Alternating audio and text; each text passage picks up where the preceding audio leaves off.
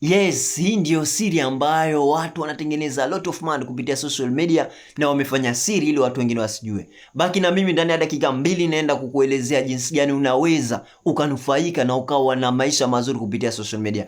Kitu cha mwanzo kisha kuwa unafungua social media yoyote ile, YouTube, Instagram, TikTok. Kitu cha pili, tengeneza your own brand. Wewe unajishughulisha na nini? Unafanya biashara gani? Upo labda mfano kama umesoma mwanasheria, labda umesoma wewe ni daktari, onesha ujuzi wako, explain ujuzi wako. Hii inakusaidia wewe kutengeneza nini? Kutengeneza brand. Na kama hujasoma, wewe fundi baskeli, fundi gari, fundi simu, onyesha jinsi gani unavyotengeneza simu na unavyotatua matatizo ya watu kupitia simu. Hii inakusaidia wewe kuwa na personal brand ambayo mtu anaweza akatoka Dodoma, akatoka Mwanza, akatoka Arusha, akatoka Dubai, akakutafuta kwa ajili tu umtangazie biashara yake na ufanye naye kazi. Kwa hiyo hichi inaweza ikakusaidia. Kitu cha pili ambacho kinakusaidia kwenye maisha yako ukiwa na social media na kinaweza kuboost maisha yako haraka, uka gain money, ukapata values. Kitu kingine pia kinakusaidia kwenye recommendation. Watu kusema bwana mtu fulani yuko vizuri, mtu fulani yuko vizuri, anaweza katusaidia kwenye hichi na hichi.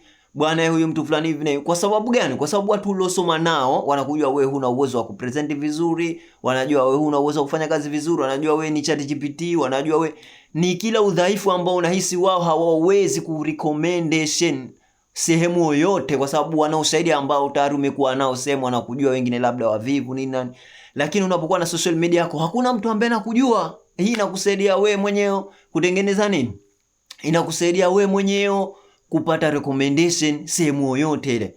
Juzi tu mfano mzuri, juzi nimeona sehemu mtu zimetolewa kazi fulani hivi kuhusu wanyama. Mtu amesema I am interested, nimevutiwa kujiunga na nyie, ilikuwa zimetoka nafasi za kazi, lakini nikasema ni kliki profile yake, naenda kutizama hamna kitu.